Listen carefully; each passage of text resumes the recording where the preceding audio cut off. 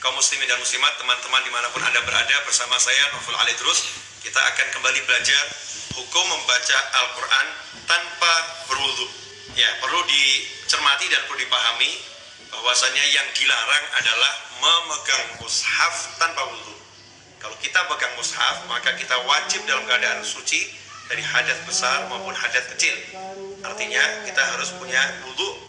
Tapi seandainya kita tidak menyentuh mushaf, kita membaca Al-Quran tanpa menyentuh mushaf, maka kita tidak diwajibkan berwudu. Disunnahkan berwudu, tidak diwajibkan berwudu.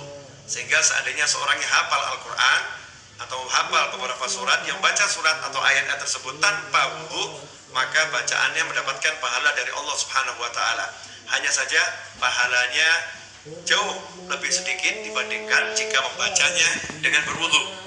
Akan tetapi kalau kita menyentuh mushaf, maka kita wajib dalam keadaan berwudu. Sehingga kalau kita pegang mushaf baca Al-Quran, wajib wudu. Tapi kalau tanpa menyentuh mushaf, maka kita tidak diwajibkan berwudu. Sebuah kebaikan kalau kita berwudu.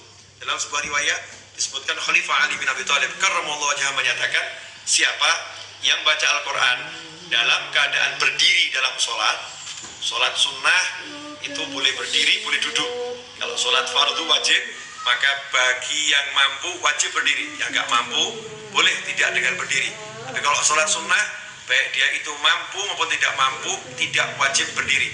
Sholat sunnah boleh dilakukan sambil duduk. Nah, kalau ada orang sholat sunnah kemudian dia berdiri, dia membaca Al-Quran, dia mendapatkan 100 kebaikan.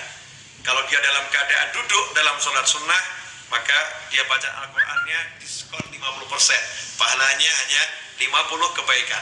Sementara kalau dia membacanya di luar sholat dalam keadaan berwudu, dia mendapatkan pahala 25 kebaikan. Kalau dia membacanya di luar sholat dalam keadaan tidak berwudu, maka dia hanya mendapatkan 10 kebaikan. Karena itu bagi siapa yang ingin mendapatkan kebaikan yang besar, maka berwudulah ketika baca mushaf, meskipun Anda membacanya dengan hafalan dan tidak menyentuh mushaf. Semoga barakah, manfaat. Assalamualaikum warahmatullahi wabarakatuh.